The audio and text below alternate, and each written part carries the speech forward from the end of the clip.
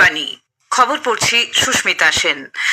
বিশেষ খবর হলো, প্রধানমন্ত্রী নরেন্দ্র মোদী পরীক্ষা পে চর্চার নবম পর্বে বলেছেন, শিক্ষার্থীদের একে অপরকে অন্ধ অনুকরণ না করে নিজেদের অভিজ্ঞতা এবং আত্ম উপলব্ধিকে কাজে লাগাতে হবে। তিনি শিক্ষকদের আরও সংবেদনশীল হওয়ার পরামর্শ দেন।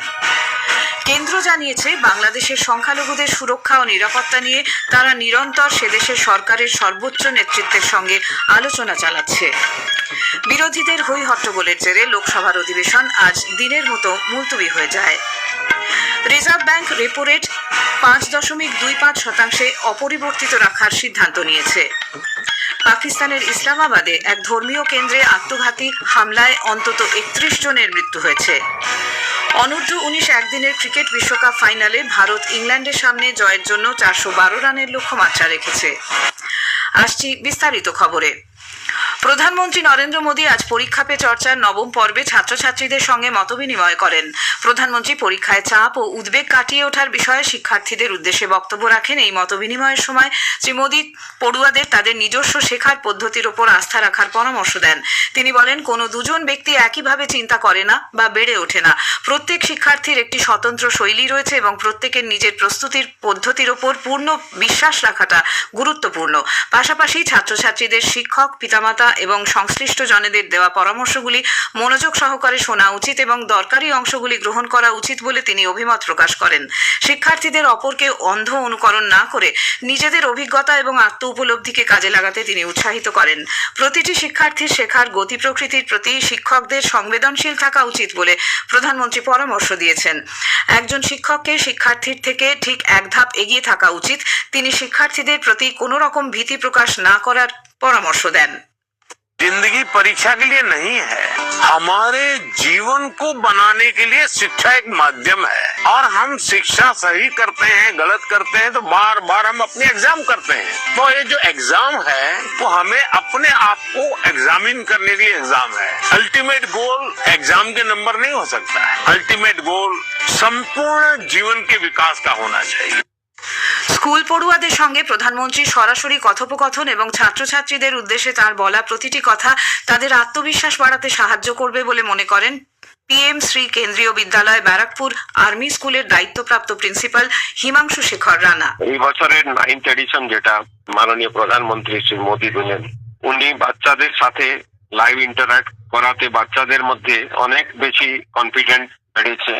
প্রধানমন্ত্রী যেভাবে বাচ্চাদের চিন্তাগুলোকে শুনলেন সেটা সত্যি খুব মোটিভেটেড।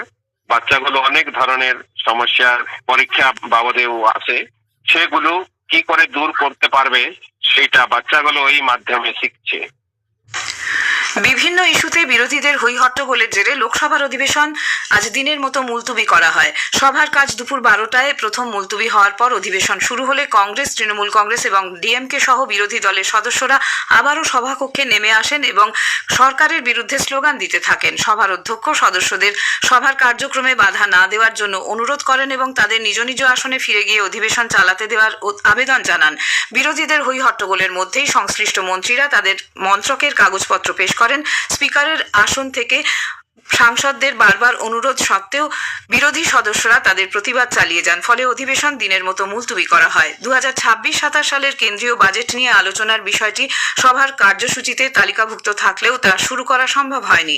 অধ্যক্ষ ওম বিড়লা জানান, সংসদের বাজেট অধিবেশন চলাকালে বিঘ্ন ঘটানোর দরুন সভার 19 ঘন্টার বেশি সময় নষ্ট হয়েছে। অন্যদিকে রাজ্যসভার অধিবেশন আজ মুলতুবি হওয়ার আগে স্বাভাবিকভাবেই চলে। শূন্যকালে সভার সদস্যরা জনস্বার্থ সংশ্লিষ্ট বিষয় উত্থাপন করেন। প্রশ্নোত্তর পর্বে অশ্বিনী বৈষ্ণব এবং শিবরাজ সিং চৌহান সহ বেশ কিছু মন্ত্রী এতে অংশগ্রহণ করেন। মধ্যাহ্নভোজের বিরতির পর বেলা 2টায় সভার অধিবেশন আবার বসলে বিভিন্ন রাজনৈতিক দলের সদস্যরা তাদের বেসরকারি বিলগুলি আলোচনার জন্য উত্থাপন করেন। পরে রাজ্যসভার ডেপুটি চেয়ারম্যান হরিবংশ দিনের মতো সভার অধিবেশন মুলতুবি করে দেন। সোমবার সকাল 11টায় উভয় সভার অধিবেশন আবার বসবে। সরকার প্রধানমন্ত্রী আবাস যোজনা গ্রামীণের অধীনে রাজ্য ও কেন্দ্রশাসিত অঞ্চলগুলির জন্য 3,87,00,000 বাড়ি অনুমোদন করেছে। রাজ্যসভায় আজ এক লিখিত প্রশ্নের উত্তরে গ্রামোন্নয়ন দপ্তরের প্রতিমন্ত্রী ডক্টর চন্দ্রশেখর পেসাম্মানি বলেন, অনুমোদিত বাড়িগুলির মধ্যে 2,95,00,000 বাড়ির নির্মাণ কাজ শেষ হয়েছে। গত 5 বছরে 2,10,66,000 বাড়ির অনুমোদন দেওয়া হয়েছে। কেন্দ্র জানিয়েছে বাংলাদেশের সংখ্যালঘুদের সুরক্ষা ও নিরাপত্তা নিয়ে তারা নিরন্তর সে দেশের সরকারের সর্বোচ্চ নেতৃত্বের সঙ্গে আলোচনা চালাচ্ছে। লোকসভায় আজ এক প্রশ্নের লিখিত উত্তরে বিদেশ প্রতিমন্ত্রী কীর্তিবর্ধন সিং জানান, গত বছর এপ্রিল মাসে প্রধানমন্ত্রী নরেন্দ্র মোদী বাংলাদেশের মুখ্য উপদেষ্টা মোহাম্মদ ইউনুসের সঙ্গে বিষয়টি নিয়ে কথা বলেন। বিদেশমন্ত্রী ডক্টর এস জয়শঙ্কর গত বছর ফেব্রুয়ারি মাসে সে দেশে বিদেশ মন্ত্রকের উপদেষ্টা তৌহিদ হোসেনের সঙ্গেও কথা বলেছেন।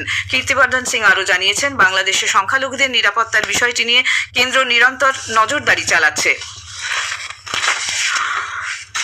প্রতিরক্ষা মন্ত্রী রাজনাথ সিং বলেছেন, দেশের সাংস্কৃতিক ভিত্তি মূল্যবোধ সুরক্ষিত না হলে সে দেশকে নিরাপদ বলা যায় না। তিনি আজ উত্তরাখণ্ডের হরিদ্বারে স্বামী সত্যমিত্রানন্দ গিরিজি মহারাজের মূর্তি স্থাপন অনুষ্ঠানে বলেন, শুধুমাত্র ভৌগোলিক সীমান্ত রক্ষা করা নয়, সাংস্কৃতিক অস্তিত্ব রক্ষা করাও গুরুত্বপূর্ণ। এ ব্যাপারে তিনি যুবশক্তির কথা উল্লেখ করে বলেন, যুবারা অতীত ঐতিহ্য সম্পর্কে সচেতন হলেই দেশ সুরক্ষিত থাকবে। প্রধানমন্ত্রী নরেন্দ্র মোদী আগামীকাল দুদিনের সফরে কুয়ালালামপুর যাবেন। মালয়েশিয়ার প্রধানমন্ত্রী আনোয়ার ইব্রাহিমের আমন্ত্রণে তার এই সফর। শ্রী মোদীর আসন্ন এই সফর সম্পর্কে বিদেশ মন্ত্রকের পূর্বাঞ্চলীয় সচিব পি কুমারন জানিয়েছেন, প্রধানমন্ত্রীর এই নিয়ে তৃতীয়বার মালয়েশিয়া সফরে যাচ্ছেন। প্রধানমন্ত্রী নরেন্দ্র মোদীর আগামী মালয়েশিয়া সফর ও দ্বিপাক্ষিক সম্পর্ক নিয়ে সংবাদ বিভাগ প্রযোজিত বিশেষ আলোচনা শুনবেন আজ রাত 9:30 গীতাঞ্জলি ও ডিটিএইচ বাংলা এবং আকাশবাণী সংবাদ সোশ্যাল মিডিয়া প্ল্যাটফর্মে। বিদেশ মন্ত্রকের প্রাক্তন সচিব পিনাক রঞ্জন চক্রবর্তীর সঙ্গে কথা বলেছেন কল্যাণ দাহা। খবর শুনছেন আকাশবাণী থেকে। রিজার্ভ ব্যাংক রেপো রেট 5.25% অপরিবর্তিত রাখার সিদ্ধান্ত নিয়েছে। শীর্ষ ব্যাংকের গভর্নর সঞ্জয় মালহোত্রা আজ 3 দিনের মুদ্রানীতি কমিটির বৈঠক শেষে এই সিদ্ধান্ত ঘোষণা করেন।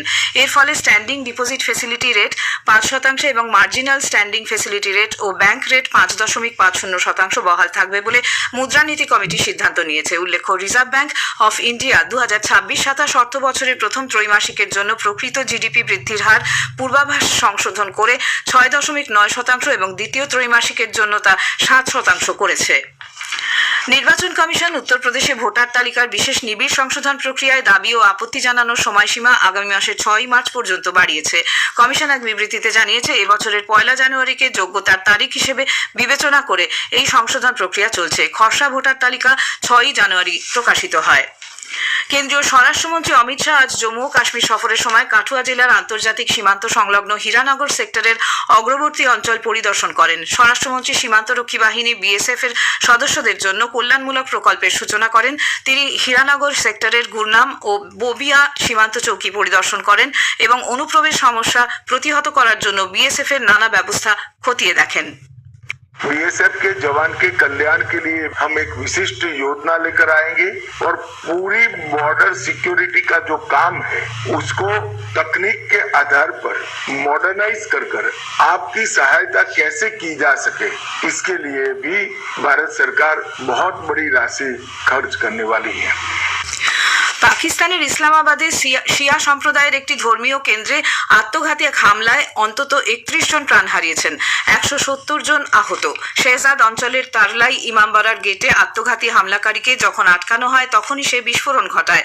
পাকিস্তান ইনস্টিটিউট অফ মেডিকেল সায়েন্সের মুখপাত্রকে উদ্ধৃত করে স্থানীয় সংবাদ মাধ্যম জানিয়েছে, আহতদের পলিক্লিনিকে চিকিৎসার জন্য পাঠানো হয়েছে। বাংলাদেশের রাজধানী ঢাকায় পুলিশ আজ সরকারি কর্মীদের একটি মিছিলকে ছত্রভঙ্গ করতে লাঠিচার্জ, জলকামান, কাঁদানে গ্যাস ও সাউন্ড গ্রেনেড ব্যবহার করে। মিছিলটি প্রধান উপদেষ্টা মোহাম্মদ ইউনুসের বাসভবন যমুনার দিকে যাবার চেষ্টা করে। বিক্ষোভকারীরা নবম জাতীয় বেতন কমিশনের সুপারিশ অবিলম্বে কার্যকর করার দাবি জানাচ্ছিলেন। হারারেতে পুরুষদের অনূর্ধ্ব 19 ক্রিকেট বিশ্বকাপের ফাইনালে ভারত ইংল্যান্ডের সামনে জয়ের জন্য 412 রানের লক্ষ্যমাত্রা রেখেছে। ভারত টসে জিতে প্রথমে ব্যাট করে 50 ওভারে 9 উইকেটে 411 রান করে। শেষ খবর পাওয়া পর্যন্ত ইংল্যান্ড 32 ওভারে 7 উইকেটে 253 রান করেছে। শেষ করার আগে খবরের বিশেষ কিছু অংশ আরেকবার।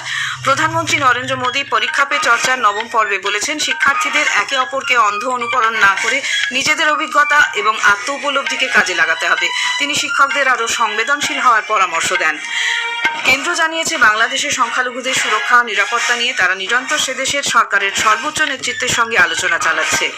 খবর এখনকার মতো এ পর্যন্ত। এরপরে স্থানীয় সংবাদ শুনবেন 7:50 মিনিটে।